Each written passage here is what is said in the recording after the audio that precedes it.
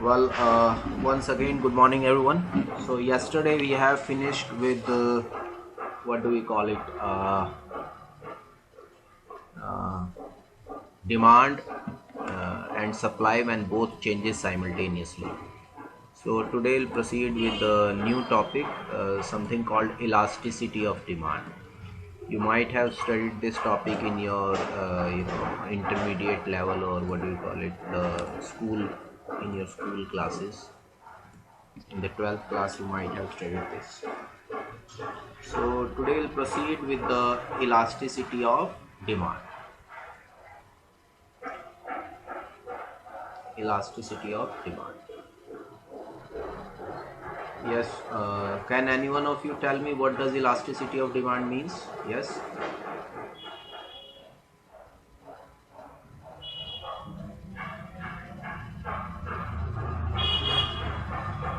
Yes, elasticity of demand. Sir, there is some background disturbance from your side. Could you repeat the question sir once ये again? बेटा ये गली में कुछ काम चल रहा है तो I can't help this out, I am sitting at my home and if some external noise is there, how can I help that? मैं घर की नॉइस को तो कंट्रोल कर सकता हूँ, पर गली पे जो Okay, sir. रोड में जो बाहर चल रहा है उसको मैं कैसे कंट्रोल करूँ? That is the problem. So you have to cooperate in this scenario. Yes, tell me. Can any one of you tell me what does elasticity of demand means? Yes.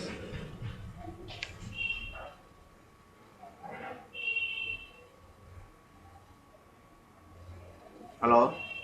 Excuse me, sir. Students, I am not. Sir, Your voice is elasticity. not clear. I don't know why. What is the reason? Please be loud somewhat. Excuse me, sir. Ah, yes. Sir, elasticity refers to the changes. So, elasticity of demand refers to changes in demand due to different factors. All right. So before proceeding to the elasticity, let us proceed with why do we need to study the elasticity. I have also sent you the video of this topic, but still I'll just want to clarify things regarding that. See, let's see things like that. कि हमें elasticity समझने की ज़रूरत क्यों पड़ती है, या इस कंसेप्ट की ज़रूरत क्यों है, ये देखो कि जब हमें लॉ ऑफ डिमांड मालूम है.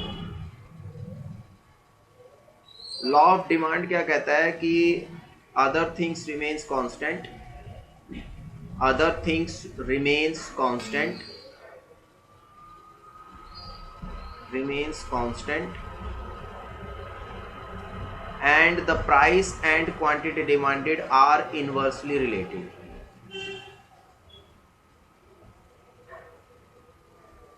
कि अदर थिंग्स कांस्टेंट है, प्राइस और क्वांटिटी डिमांडेड जो है वो इनवर्सली रिलेटेड है. ठीक है. प्राइस और क्वांटिटी डिमांडेड इनवर्सली रिलेटेड होने का मतलब क्या है कि अगर प्राइस बढ़ेगा तो डिमांड कम होगी, प्राइस कम होगा तो क्वांटिटी डिमांडेड बढ़ जाएगी. This is what this inverse relationship means. अब इससे हमें डायरेक्शन ऑफ मूवमेंट तो पता चल गई. हमें क्या पता चल गई? डायरेक्शन ऑफ मूवमेंट या डायरेक्शन ऑफ चेंज. कि अगर ये वेरिएबल पॉजिटिव डायरेक्शन में चेंज हो रहा है तो ये वेरिएबल नेगेटिव डायरेक्शन में चेंज होगा, ये वेरिएबल नेगेटिव डायरेक्शन में जा रहा है तो ये पॉजिटिव डायरेक्शन में जाएगा. Is that clear? हेलो. ठीक है. बट हमें जो क्वांटम ऑफ चेंज है, जो क्वांटम ऑफ चेंज है वो नहीं मालूम चल रहा. इससे कि कितनी क्वांटिटी बदलेगी ये हम नहीं बता पा रहे. हमने ये तो कह दिया कि प्राइस अगर ज्यादा होगा तो डिमांड कम होगी, पर कितनी कम होगी we do not know. Hello. Hello student. Yes, sir. ठीक है ना. Yes, तो yes, अब sir. जो क्वांटम ऑफ चेंज हमें जानना है तो उसके लिए हमारे सामने क्या है, प्रॉब्लम आ गई. तो अब क्वांटम ऑफ चेंज को इकोनॉमिक्स में या अदरवाइज हम दो तरह से जान सकते हैं. तो एक तो कंसेप्ट होता है जो स्लोप होता है, और एक कंसेप्ट होता है जिसको हम अब इलास्टिसिटी बोलते हैं. तो जो स्लोप कंसेप्ट है, कैलकुलस आप लोग पढ़ते हैं तो स्लोप कंसेप्ट में हम कैलकुलस में क्या निकालते हैं, delta Y upon delta X, यही होता है slope. This is how the slope of a line is being measured. तो स्लोप बता देता है कि x में कितना चेंज होगा तो उससे y में कितना चेंज होगा. This is what the slope suggest, isn't it? Hello, Yes, sir. ठीक है. बट स्लोप के साथ अपनी प्रॉब्लम्स एसोसिएटेड हैं कि ये यूनिट सेंसिटिव है, यानी कि it changes with the change in the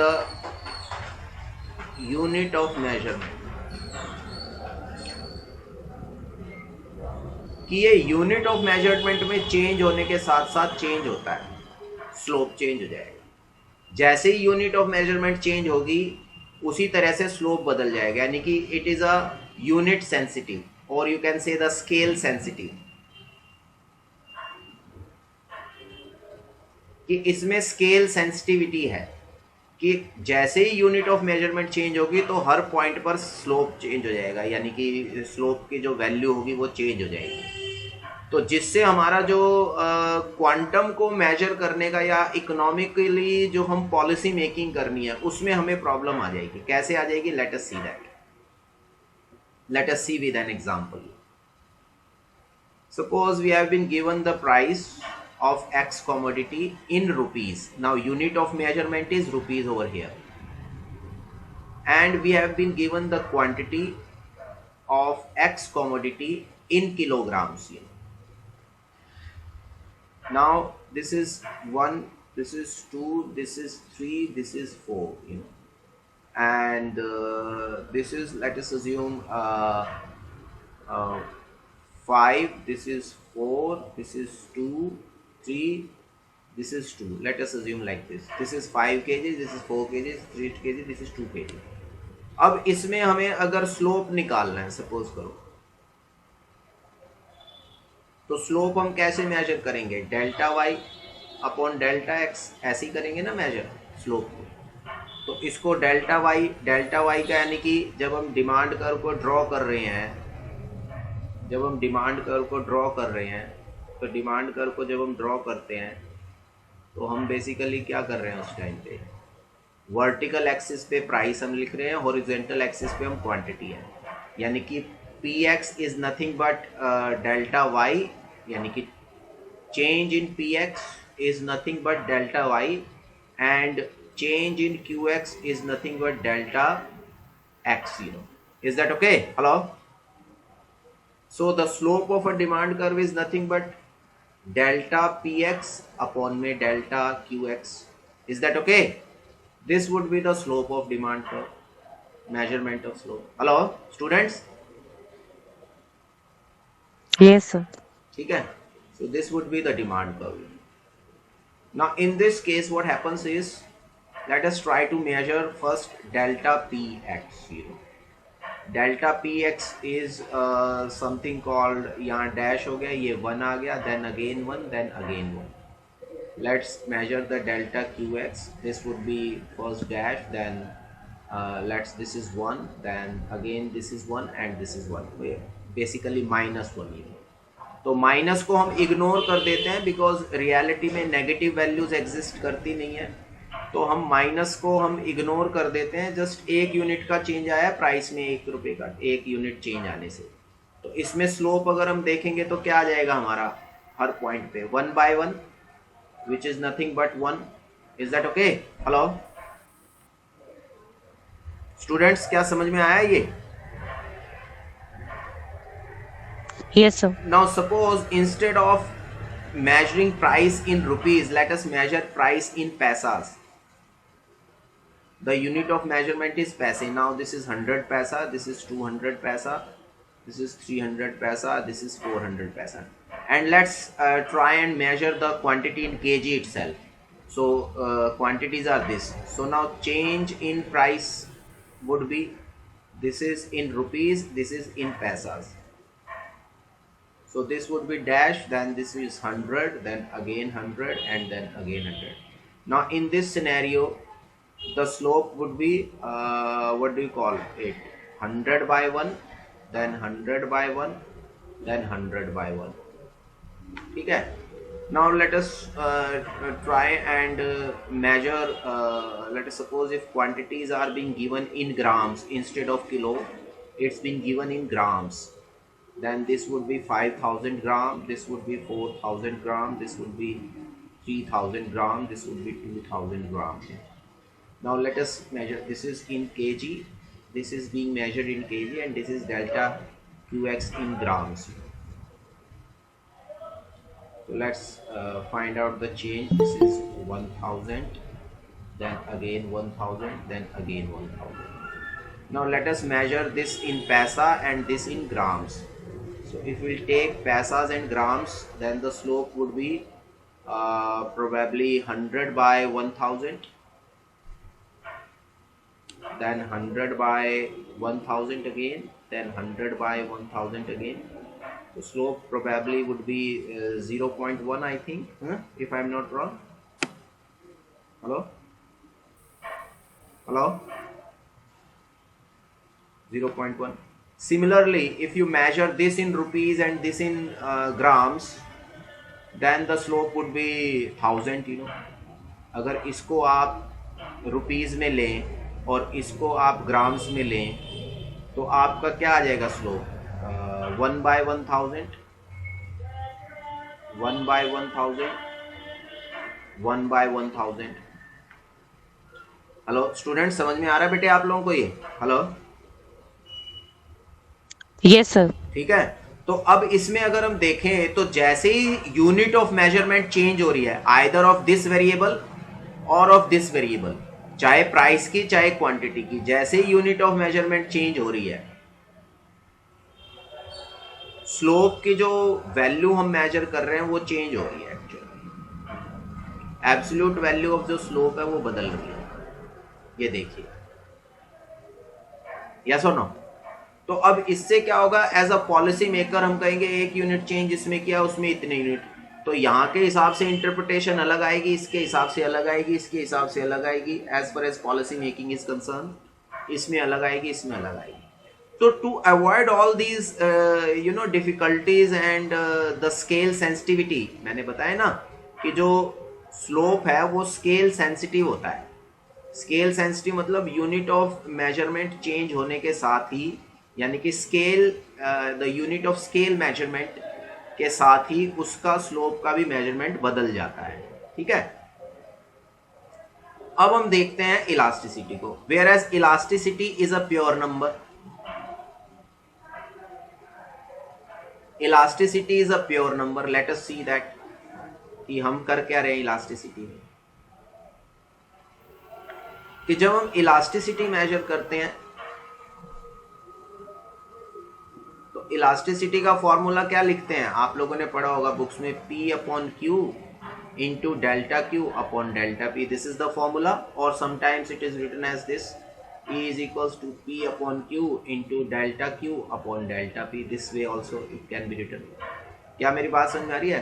तो अगर आप देखो इलास्टिसिटी का फॉर्मूला, तो इलास्टिसिटी के फॉर्मूले में आपने ये जो पार्ट है, ये part is nothing but reciprocal of the slope. This part is nothing but reciprocal of the slope.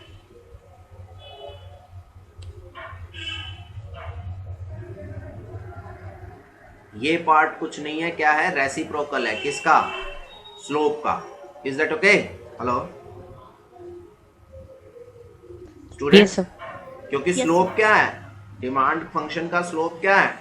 Delta P upon delta Q. और यहाँ क्या लिखा है? Delta Q upon delta P. दूसरी बात है कि जब हम इलास्टिसिटी मेजर करते हैं तो आप देखिए हम यहाँ लिखते हैं कि percentage, this is how the elasticity is being measured. Percentage और defined. Percentage change in quantity demanded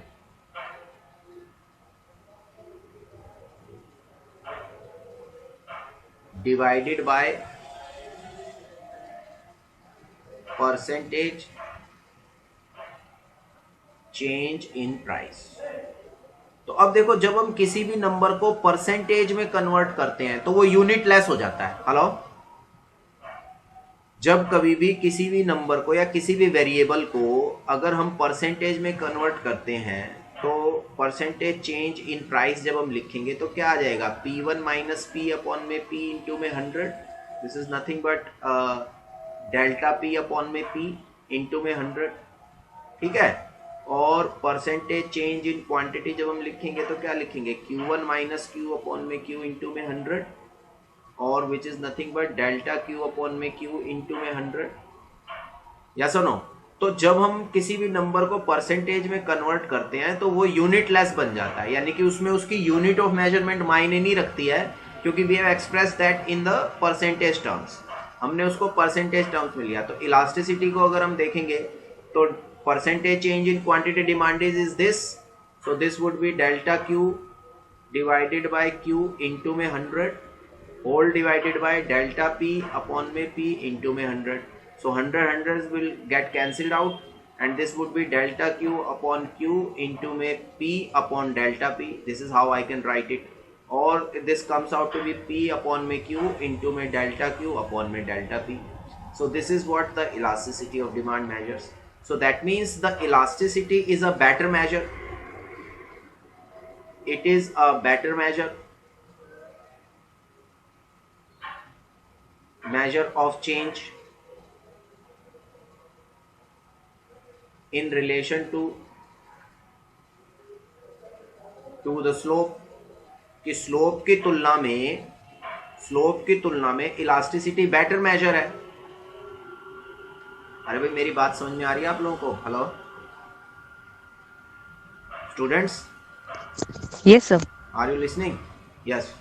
तो इलास्टिसिटी बेटर मेजर है. क्यों? क्योंकि ये Yes, sir. Unitless number है. यूनिट, इस पे यूनिट का कोई प्रभाव नहीं पड़ेगा. ठीक है. यानी कि क्यों? क्योंकि हमने इसको प्योर नंबर बोला है कि इलास्टिसिटी जो होती है वो क्या है, प्योर नंबर होता है, प्योर न्यूमेरिकल नंबर होता है. तो उस प्योर न्यूमेरिकल नंबर को हम एक्सप्रेस कर लेते हैं, उसमें यूनिट का कोई मतलब ही नहीं. अब चाहे प्राइस को जिस मर्जी यूनिट में आप मेजर करते हो, क्वांटिटी को जिस मर्जी यूनिट में आप मेजर करें, elasticity will remain the same as long as you are keeping the units of measurement intact as it is. Hello, ठीक है. तो hello, ये sir. हो गया. अब इसका हेलो, हाँ, कोई सवाल, कोई क्वेश्चन पूछना चाहता है? Sir, I have a doubt. हाँ, yes please. Yes, sir. Ask. Sir, can you please explain this again? I'm not able to understand. Please let me know Yes, your name. sir. Who are you? Sir, Ishangi. Ishangi. Yes, Ishangi. What do you want me to repeat? Sir, this slide. The entire slide, sir. I'm not able to understand. Which Sir, line actually I there have is a to net repeat problem it? from your end. I told that it is a better measure of change in relation to the slope. कि elasticity ज्यादा better major होता है magnitude of change को major करने के लिए तुलना में किसकी, स्लोप की. क्योंकि स्लोप जो होता है वो स्केल ऑफ मेजरमेंट पे डिपेंड करता है. जैसे हमने यहाँ देखा ना कि जब रुपीज में कर रहे हैं और इसको केजी में कर रहे हैं तो हमारा स्लोप 1 आ रहा है हर पॉइंट पे.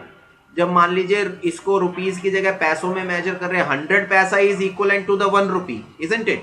Hello, Yes, sir. ठीक है. This is same thing as saying 12 inches equals 1 feet. So either we are expressing things into inches और feets, that will change the slope. कि भाई जो यूनिट ऑफ मेजरमेंट के चेंज होने से स्लोप बदल जाएगा. अब जब इसको 100 किया, ये 1 ही है, इसको यही रहने दिया, तो 100/1 आ गया स्लोप. और जब उसको 100 रखा, इसको ग्राम्स में लिया, तो ये 100/1000 आ गया स्लोप. और जब इसको यूनिट में रुपीज ही रखा और इसको ग्राम्स में रखा तो 100/1000 आ गया स्लोप. तो स्लोप जो है वो क्या कहते हैं कि स्लोप जो है वो स्केल सेंसिटिव है. यानी कि scale Yes, sir. Of measurement में चेंज होने से स्लोप में बदलाव आता है. बट जब हम इलास्टिसिटी को मेजर करते हैं तो इलास्टिसिटी जो है वो प्योर नंबर है, वो यूनिटलेस नंबर है. It is a unitless number. ये एक यूनिटलेस नंबर है. तो इससे चाहे किसी भी यूनिट में हम प्राइस को मेजर कर रहे हैं, किसी भी यूनिट में हम क्वांटिटी को मेजर कर रहे हैं, the answer or the elasticity will remain the same. Hence it is a better measure of it is a better way instrument, or you can say it is a better thing to measure the change from elasticity in relation to the slope. Is that okay now? Hello? Yes, sir. Now I got it. किसी और ने Yes, कोई sir. कोई doubt, कोई सवाल पूछना है इससे रिलेटेड? यस,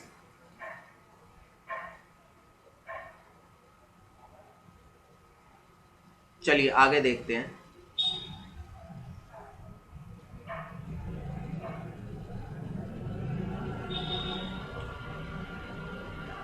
आप ये देखिए, अब इसमें मैं इंटरप्रिटेशन बता रहा हूं. जैसे सपोज करो इलास्टिसिटी है. इलास्टिसिटी को हम कैसे फॉर्मूला लिख रहे हैं कि परसेंटेज चेंज इन डिमांड और quantity demanded divided by percentage change in price. This is what it means.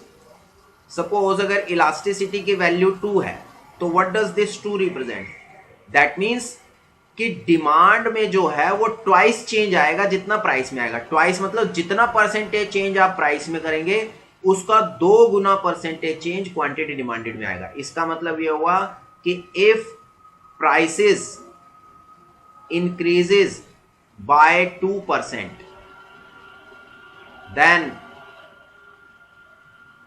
Price, अगर प्राइस 2% से बढ़े हैं इसका मतलब क्वांटिटी जो होगी वो डिक्रीज कर जाएगी बाय 4%. यानी कि जितना परसेंटेज चेंज प्राइस में होगा उसका ट्वाइस परसेंटेज चेंज डिमांड में होगा. अब डायरेक्शन अपोजिट रहेगी. क्यों? क्योंकि इनमें इनवर्स रिलेशनशिप है कि अगर प्राइस 2% से बढ़ेगा तो क्वांटिटी डिमांडेड 4% से कम होगी. प्राइस 2% से कम होगा तो क्वांटिटी डिमांडेड 4% से बढ़ जाएगी.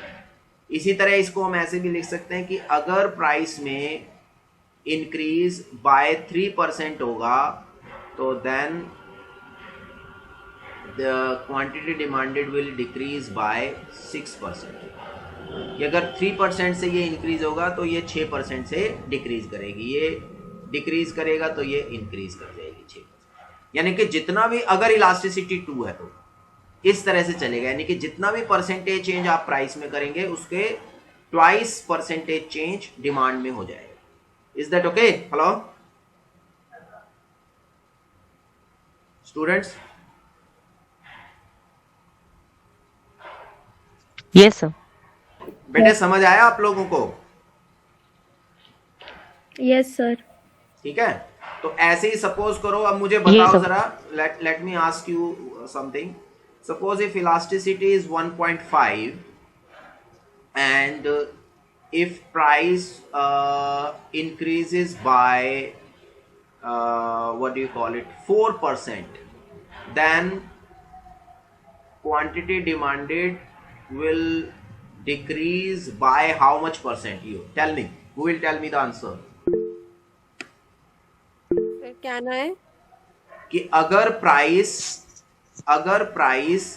1% से, अगर प्राइस में 4% इंक्रीज, इलास्टिसिटी ऑफ डिमांड 1.5 है, ठीक है, और प्राइस में अगर 4% से इंक्रीज हुआ है तो क्वांटिटी में कितने परसेंट से डिक्रीज होगा?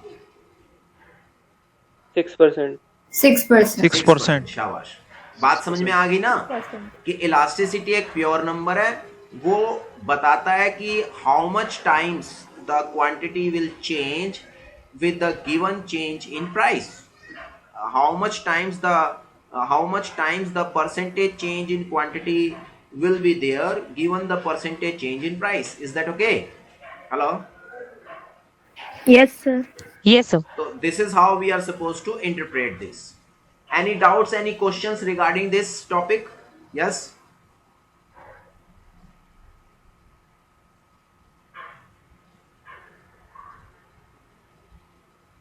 यस स्टूडेंट्स, किसी को कोई डाउट, कोई क्वेश्चन पूछना है इससे रिलेटेड?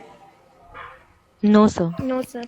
तो आज फिर यही करते हैं, क्योंकि अगर मैं नया टॉपिक छेड़ूंगा तो, क्योंकि आपकी आगे क्लास है, आप लोगों ने जैसे बताया था, तो वो फिर कवर अप नहीं हो पाएगा. तो इसलिए आज इतना ही करेंगे, ठीक है.